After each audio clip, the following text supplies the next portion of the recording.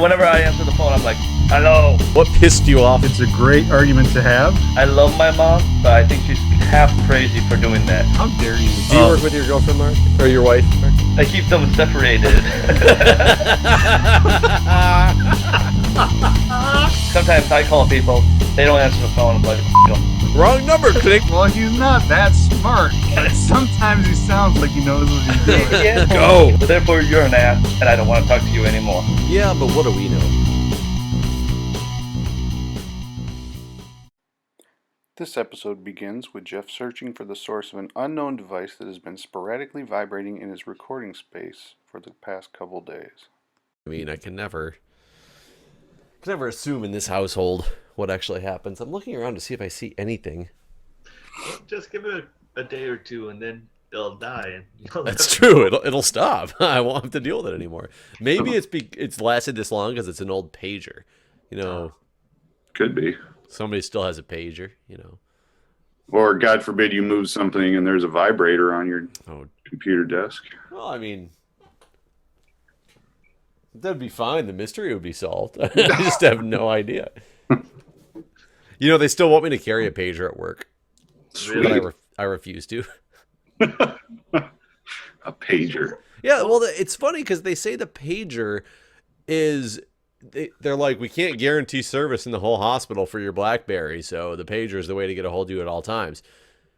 How do you guarantee service for the pager, but not for the service that you have for the BlackBerry? Like, I don't understand. You'd think it would be the same service. You'd think it still need a Same cell phone network. signal. Maybe I don't know how pager technology works anymore, but I thought it was usually through some type of phone company. Like, they have numbers associated with them that you call. it's not a pager just for the hospital, is it? I mean, you can call it. It's a number. Granted, it's a standard. There's a standard hospital number to call for it. But if I'm at home, the pager will still go off. Okay. So it's not like they have a private network running through the hospital. I mean, I guess they could. Maybe they do. Maybe it's an old school network from back in the day before like cellular phones existed. That's for the pager specifically. But Yeah, I guess I'm not 100% sure how cell phone service works. I thought it was the same as pagers, but maybe I'm wrong. yeah, but I refuse to carry it either way because I find it pointless. And none of my employees have them anymore since they're all new. So they don't even have pagers associated to them. I think pager... How far do you really like wander away? Like, how much area do you have to cover? I mean, our hospital's big. The thing is, we do go in the basement, like the operating room area. It's all in the basement, and you do lose cell coverage down there. Like, there's no question about you lose your cell phone coverage down there. But I still don't... I mean, I'm not 100% sure that the pagers work or not. I've never been paged when I was in one of those areas, but... I don't know. I think the pager that I still have assigned to me is the one I had assigned to me when I worked in this department before. They never transitioned it to somebody new, and therefore it's still my pager. That's weird. So there could have been a 1.5 year span that somebody was trying to get a hold of me through a pager that I did not have, and it was in like my boss's office. So where do you keep your pagers? Is it just like in your locker at work or something? I have a drawer that has about 4 pagers in it, and I don't know which one is mine. Oh. Because they're all the ones that we never gave back throughout the existence of my department. You should start wearing all 4, and people would think you're like super important. Well, it's kind of funny too because we have these little printers. They're about this big. They're portable printers that are meant to go with you to like patient's bedside. And I'm the only one in the hospital who really knows how to support these printers. A very strange way that happened, but sometimes I'll go to the emergency department and there'll be 2 of them that are broken and they have little belt clips on them. So to walk them out of there, I can't carry all them with the things that I have. So I will clip them to my belt and I'll be walking around with like these 2 like little printers on my belt. I look like a UPS guy. Huh. It's weird. There's a lot of stuff going on there. I feel like I'm not 100% sure that I was really aware that like you could still get a pager if you wanted one. I mean, I guess it makes sense. You could still buy a cassette player if you wanted, but I'm curious, like what companies. I'm going to look up right now while we're talking. What companies I could actually get a pager from. It'd be yeah, interesting could if I you like? pagers to like Verizon and just like, yeah, I like a subscription with your service. Right. Yeah, that's what I was just gonna say. Like, can I walk into Sprint or AT&T and say, I just want a pager? I'm trying to remember who my original pager was through. I remember I was so excited because my parents let me have a pager finally when I graduated from high school. Because pagers were, you couldn't have pagers in high school. That was the big thing, is all those like seniors had pagers and they would get them taken away all the time. Like what happens now essentially with cell phones in high school, but it was always with the pagers. Wasn't it also because there was some kind of drug relationship with pagers? Like you had a pager, it was assumed that it might be a pusher or something. Yeah. Yeah, it's funny because that's what they say now about people who have two cell phones. Like if you have two cell phones, one of them is your drug dealing cell phone and the other one is your personal cell phone. But that goes out the window because I have two cell phones, because I have one for work and one my personal cell phone at the same time. So I mean, it's the whole thing is like they're always stretched to try to link everything to drug dealers. Oh, drug dealers do this, so therefore if you happen to do that same thing, you're a drug dealer. So you have 2 cell phones and 4 pagers. Yep. But I actually do have to. me. I do carry my BlackBerry. My BlackBerry does stay clipped to my belt all day long because that's I don't give out my personal number. I give out my BlackBerry number so that people aren't bothering me on my personal cell phone all the time. Not that it matters. It's not like a thing of needing, to separate the minutes out or anything like that. It's more one of those, I want to know when I'm getting a call. If this phone rings, I know it's important. If my personal phone rings, I know it's not going to be like a work-related emergency. Wouldn't it be interesting if the cell phone companies would allow you to have 2 phone numbers that would go to your one cell phone? Well, so do you remember Google Voice? Oh, yeah.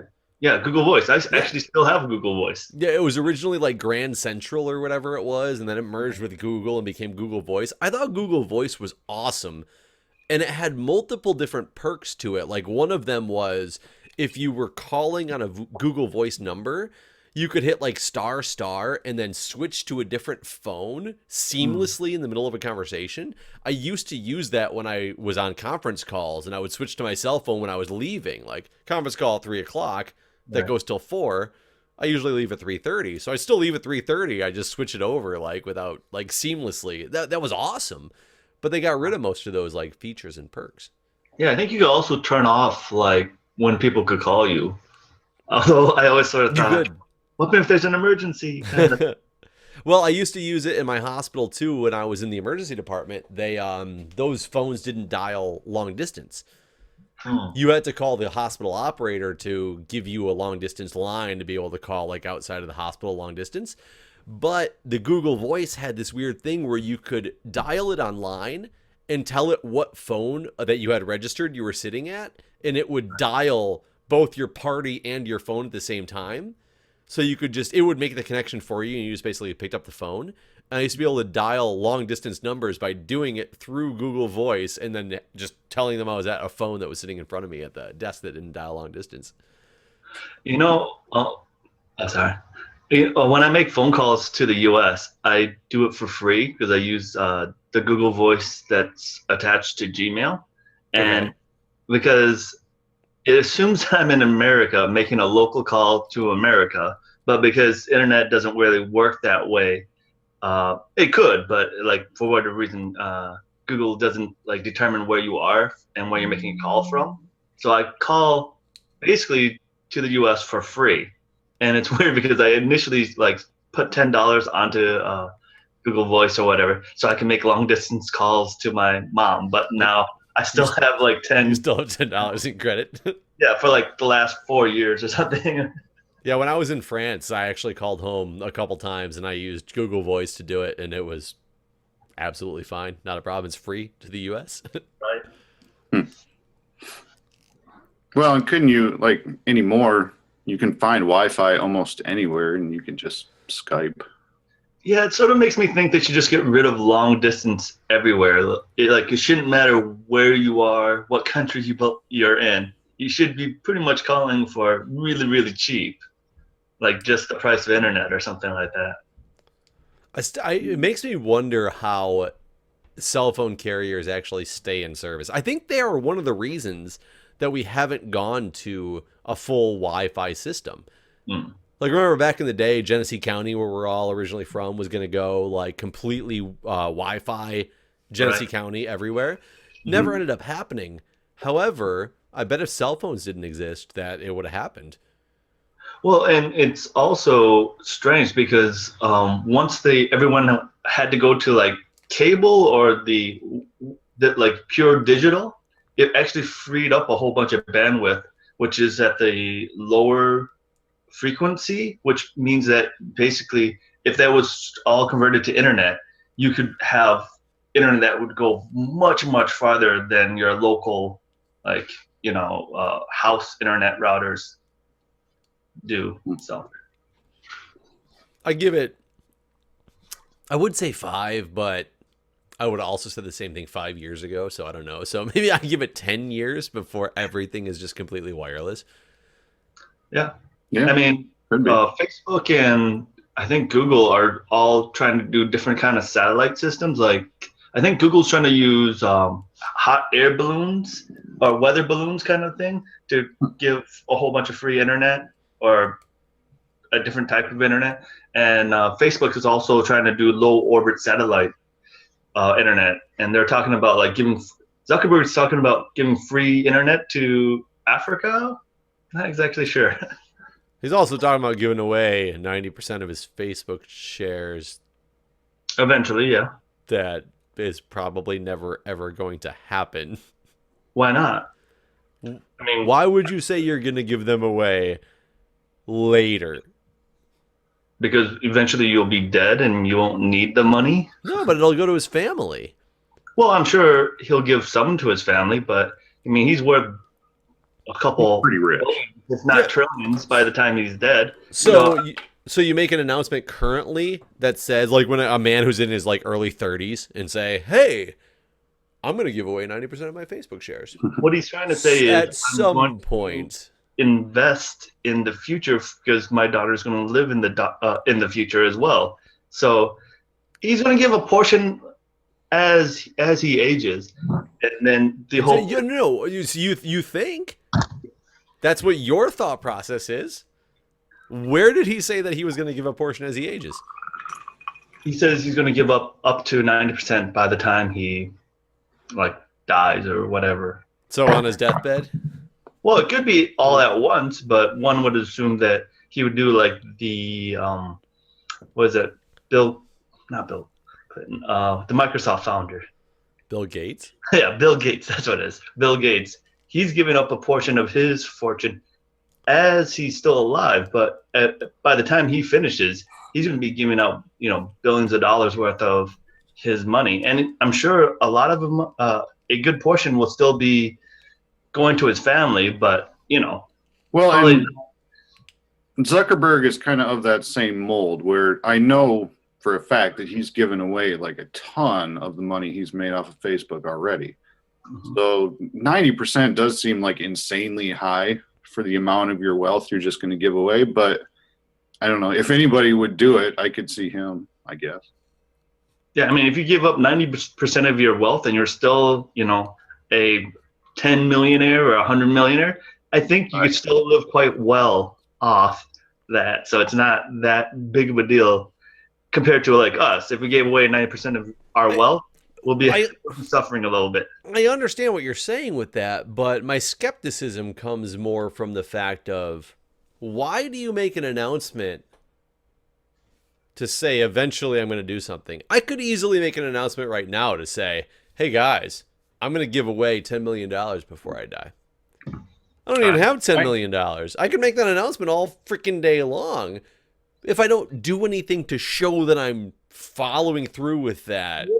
Well, what probably is motivating Zuckerberg, at least in my opinion, is that he doesn't want to be necessarily the only one doing it. He's doing it also to help inspire other rich people to give up their fortune and to try to make the world a better place for their children or grandchildren in the future. And that's, admirable, I think. Yeah, I mean, I was it's- going to say the same thing. I also think a lot of it is PR move, which I think is where you're kind of hinting around. That's where I'm hitting sure around that's for part of sure. it.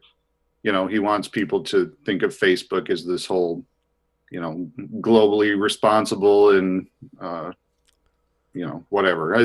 They would definitely want to up their brand with this announcement, or else, like you said, there's no reason he should be doing it now. So do you think that he's doing it as more of a, because like I can tell you times when something like this has very much helped. ALS Ice Bucket Challenge.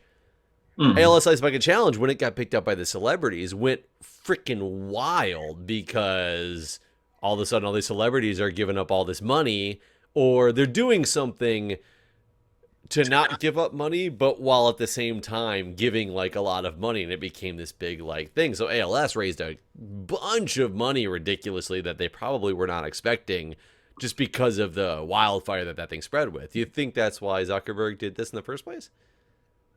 Well, that, and I think he's also, like many other people who are rich, looking for a legacy.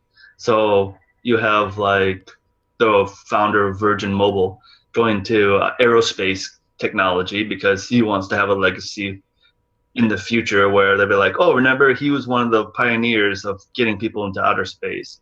Or Bill Gates is one of the, you know, Carnegie's, like with all the foundations that he did back in the past that we talk about now. That is correct. So what foundation or thing do we have to attribute this 90% of Facebook's money to? As of right now, I don't really know. Exactly. You made a blanket statement of I'm going to give away money. Well, I mean, Period. What do you Like, know of the that's Bill it. Gates Foundation? And when we know that he's been giving out millions of dollars to different causes, but do you know what causes they are? But you could look those up and they're documented, though. That's the thing, is they exist. You could see them. Well, but history will hold him accountable for this as well, because he's already announced it, and the records will be out there at some point.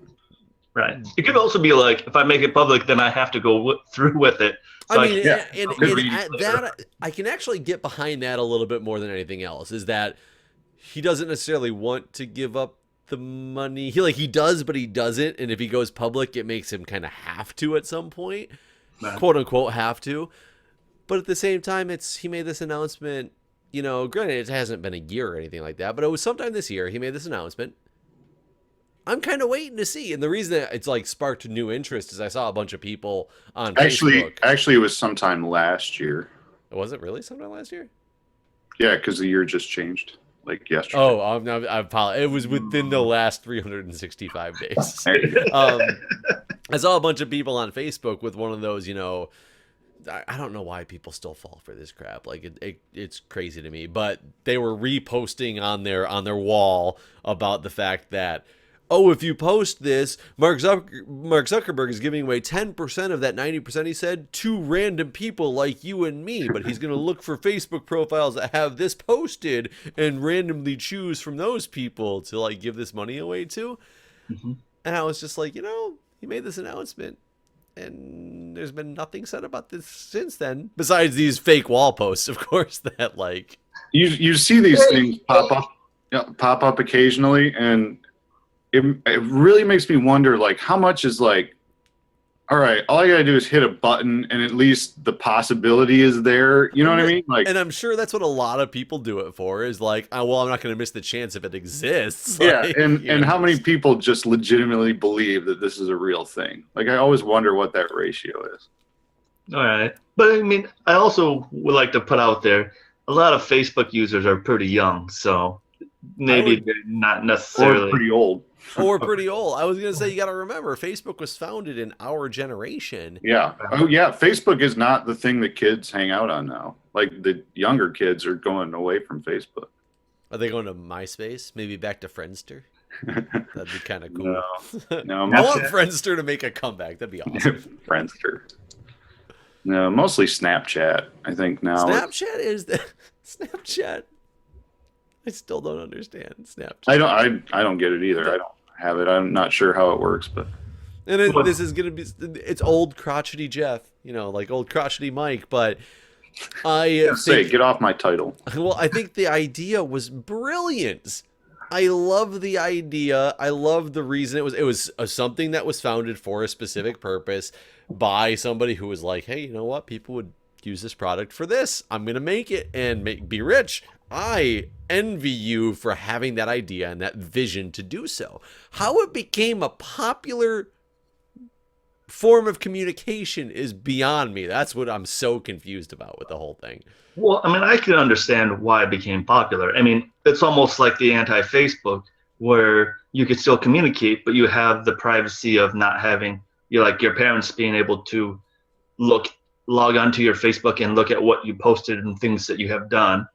I think the biggest problem with Snapchat is you take screen captures, which can sort of render that, your privacy. Well, but a lot of kids, I don't think, really think about that when they're Snapchatting. Well, it's only been fairly recently since mainstream media has picked that up. Well, and even if you can screen capture anything that comes through any other form of media as well. It's just I get the fact that it's you're not storing it on server somewhere, but if the individual person screen captures it, but you can run into that problem anywhere. Well, but Snapchat, when it originally started and was marketed towards the kids, it was, you take this picture and then it's gone within 8 seconds or whatever it is. Right. Whatever time frame you set on it. So that was the appeal to kids. And now I number one, most younger kids can't think 5 minutes ahead of where they're at right now. So I don't think they really pick up on that or even think it's a big deal or, whatever. We all did stupid crap when we were teens. Oh, yeah, for sure. What? I understand the purpose of it. I understand, like I said, the person who made it was a visionary, just took some quote unquote problem and made a solution for it, essentially. But the fact that it's become a mainstream form of communication, I never thought that was going to be the day when I heard the fact that Snapchat existing. I was like, damn, that dude's genius. And then I had I don't understand either, because there's only so many selfie poses you can do. Well, it's more than just pictures. It's that's a big one now. It's now just a standard communication media for ways to actually have conversations with people. I've had multiple people. I've never installed Snapchat, and I'm probably going to have to at one point, because I have people who are just like, oh, Jeff, what's your Snapchat? And I'm like, I don't have one of those. Okay, but to be fair, when I was younger, you used to start texting on your phone quite often, right? Mm-hmm. When it first came out, when that option happened. And for me, hitting the button 3 times, that's the way we used to text. If you wanted to say hi. Using the number pad, yeah. Yeah. So I wasn't very good at that. And for me, I thought, well, this is sort of a waste of time. If I wanted to tell Jeff, hey, you want to go to the movies at 9, I'll just give him a call. And that would take me, 5 seconds versus trying to type it out, which took me much longer. So I was really slow to get on the bandwagon of texting. But once I started doing it, I saw its appeal. I would like to probably say that Snapchat has probably an appeal that you probably may not know of. So I think for kids, maybe the appeal is the privacy. Maybe it could also be, instead of texting, we also have an image. So you can convey messages that way as well. Well, no, don't get me wrong. I understand the appeal of Snapchat. I never thought it would go mainstream as a normal form of communication. When I first saw it, it was for dick pics. That's what it was for. There's no question about it. That's what the app was made for. And it somehow has leveraged its way into mainstream communication, which I find amazing and just mind-blowing. In fairness, I think it's still mostly for teenagers and dick pics. I would not say it's mostly for teenagers. I think that has most of the people that I communicate with via Facebook Messenger, things like that, have moved over to Snapchat. Oh, I still think it's way more young kids than it is adults. I think it might be way more young kids than adults, but I think it's not for young kids. I don't think it was made for young kids either. My opinion of it, it was made for the person the early 20s type of person, which I would not consider the young kids. no, I just want to bring something back here, and I know it's sort of odd because we're all guys, so it's hard to get the female perspective on this, but I never really understood the appeal of dick pics. I don't, or at least women. Like, I would assume that it would be almost horrific in any case, even if like you really like someone and they just sent you a picture of their penis. It's not like women showing their breasts. Like, I could see like how lots of men would be, more than turned on if there was some nudity in any picture. But you just said it though. You just said the fact that you understand the seeing breasts, but you don't understand seeing penis. I mean, it's the fact that you're a straight male. No, I understand that. No, like I said, I understand that. But from most news reports and most people that I would talk to about this situation, penis picture is not something that I would say the general female population would want. Like, yeah, that's what I was just going to say. You said you don't understand the appeal of them. I don't think most women understand the appeal of them. I don't think that, I mean, we kind of know at this point, right, that guys are more visual and women are more emotionally attracted to people. Right. So the pictures where, like you said, they work for guys, not so much for women. But guys are horny creatures. And I always sort of wonder how their brain works. I always sort of wonder the guy that sends the dick pic, like Anthony Weiner or something like that. Like, oh, I'm really gonna get this girl turned on. I want to show him a picture. I can't believe his name's actually Weiner. Like, it's just too much for that situation. Like, you couldn't write that shit for a sitcom. No. Yeah, because that would sound like somebody made it up. Right. Oh boy. All right. Yeah, I don't know. I'm still trying to master Facebook, so I'm still constantly forgetting, by the way, to go on to the What Do We Know page on Facebook and post links to the new episodes. I'm still trying to get that down. For some reason I always remember to go on Twitter, even though. Are you manually doing that? What's that? Are you manually doing that? Mm-hmm.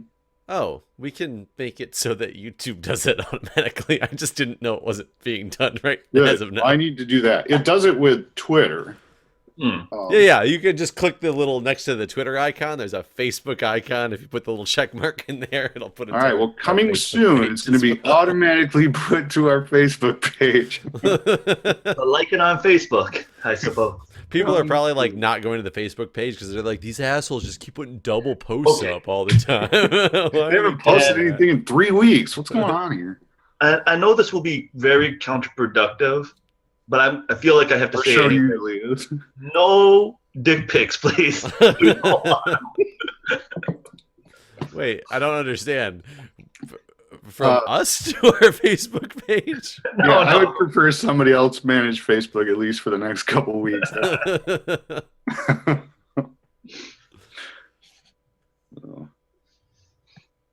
Okay, so Mike, do you have a game for us? No. No. That's interesting. I love the transition thought process. No, I do have a game that is in the works, but it would take way longer than however much time we have left on this episode. So I do have some just random story that happened yesterday. Okay. So we were playing Yahtzee. You guys play Yahtzee? You know what Yahtzee is? That's when you throw dice, try to get the same. You try to get your scorecard filled up, but yeah, I mean, it's one of them is getting a Yahtzee, which is all the same. So we were debating on if you roll, if you need, let's say, full house, and you have 3 of one type of die already sitting out there, and 2 die that are just random. Like, you have 3 5s and then a 1 and a 2 sitting out there.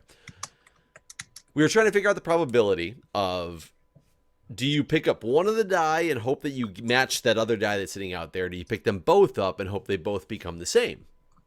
And off the top of our head, we couldn't think of, we were trying to, figure out the probability of which one would be the better option to go with, whether it's do you pick up one or do you pick up both? Like, what is the better probability of doing? And it's funny. So we ended up like looking it up and like doing some calculations and figuring out that yes, it was actually the same probability for either. Really? It is. It's really Wait, run that by me again. That made my brain hurt. So 3 5s are on the table in dice, or in Yahtzee, and you have a 1 and a 2. Okay. But you need a full house. It's the only thing you got left on your Yahtzee card. You need a full house. Okay. Do you pick up one of those 2 die that you have as the offshoots and hope that you roll the same one that's already sitting on the table, or do you pick them both up and roll and hope they both become the same? Okay, so I see how they're exactly 2 die exactly the same probability. So it takes a minute to think about because, like you just said, Mike, you stopped me because your head hurts and you're thinking about it and you're like, what one really is better? It does turn out to be the probability that's 1/6, either whether you're picking up 1 die and rolling it, or if you pick up both die and hope that they're same. Okay. So the reason why is because you have one die can be whatever it wants to be in a double roll. So therefore you have a 6 out of 6 shot that it's going to be something. So that's 1. And then you multiply that by the other die, which has to match it, which then has a 1 out of 6 probability. So long story short, you multiply them together, you end up with a 1/6 probability, whether you roll 1 die or you roll both dies. 1 die to get a number or both dice to get them to be the same. You following this, Mike?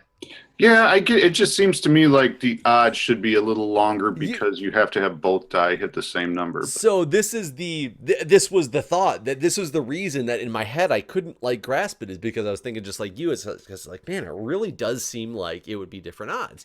It's really not. And the way that I finally came across it, and this is where the story comes into, is I was like, okay, if I pick up 2 dice and I roll them both at the same time, that's essentially the same as rolling 1 dice and then rolling the next dice, right? Correct.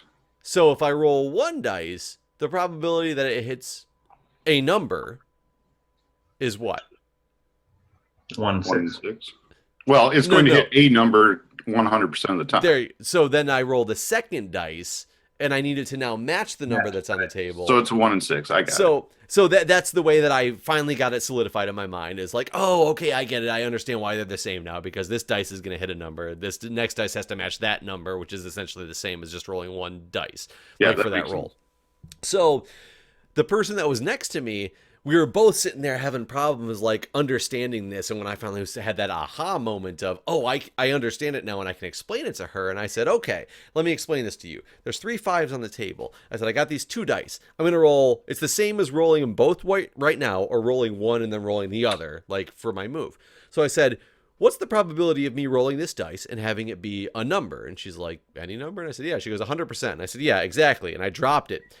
And I went to grab the other dice, and I looked down, and I am not shitting you.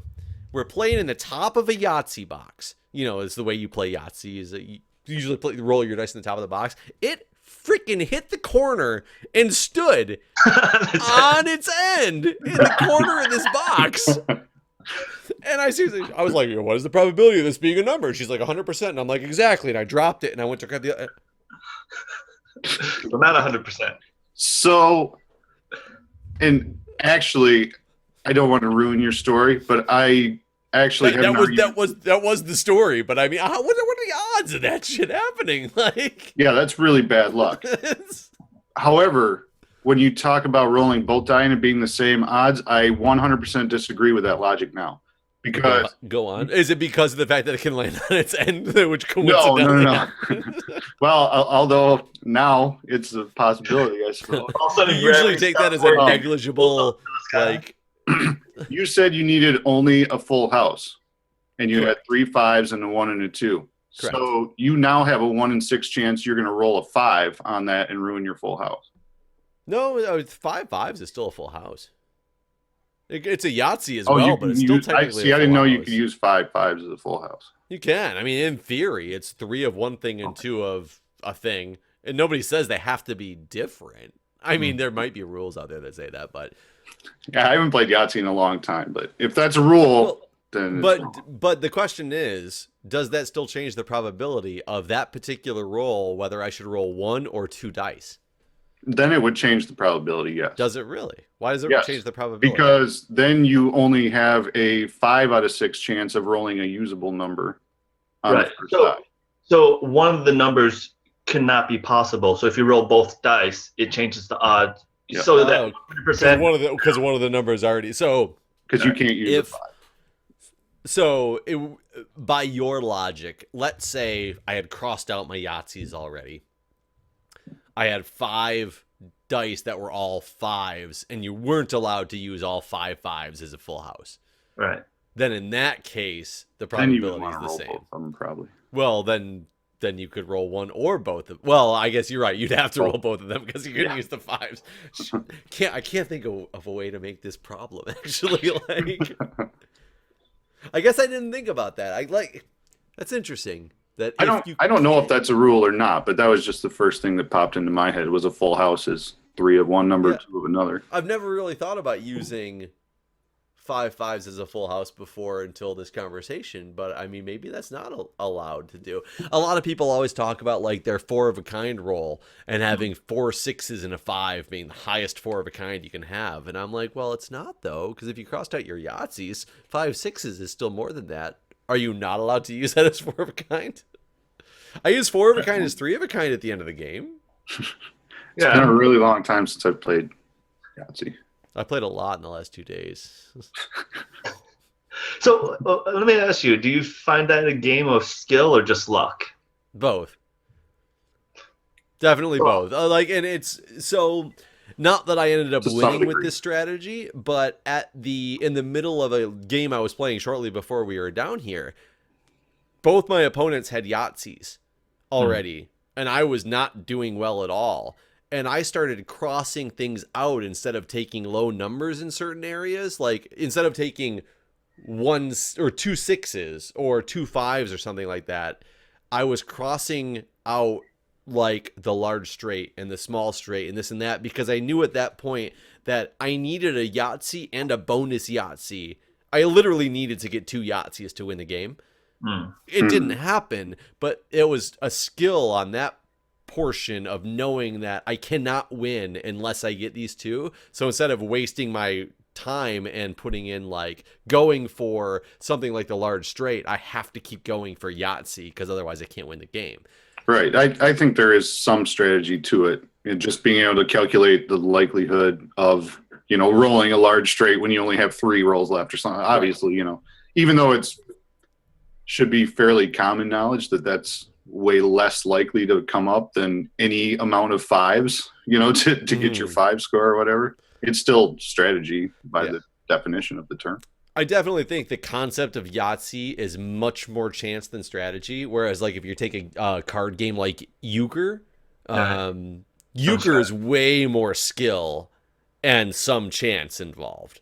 Poker, I put more on the 50-50, and I know a lot of people who play poker and Texas Hold'em are probably going to argue against me with that. I think Euchre is a more skillful game than poker is. I still think poker is very skillful. There's just more chance involved in poker. Well, I think with poker, it's not even so much the cards, it's how well you can bluff. So the strategy becomes not just what cards you get, but like so having that a is, bad hand you're and right. still, It depends. If you're insanely lucky, there's no amount of bluffing that's going to get you away from a hand. So I was actually thinking of normal poker because I guess when you bring Texas Hold'em into the mix, it's all different because it's completely chance and then how you're skillful at bluffing people. Depending on the game you're playing, like if you have draws and things like that, Right. there's an element of skill to that. But yeah, Texas Hold'em is like at the beginning of the hand, the deck knows exactly what cards are going to everybody. Like there's no way that that's going to change. Whereas in like a 5-card stud or something like that, then the deck might shuffle based on who draws and who doesn't. But Hold'em, you are still controlling your destiny to some degree based on confidence and strategy and things like that. So, all right, we're running really low on time. We got to go. All right, guys, see you next week. Bye. Take care. Bye. Whenever I answer the phone, I'm like, hello. What pissed you off? It's a great argument to have. I love my mom, but I think she's half crazy for doing that. How dare you? Do you work with your girlfriend, Mark? Or your wife, Mark? I keep them separated. Sometimes I call people, they don't answer the phone. I'm like, them.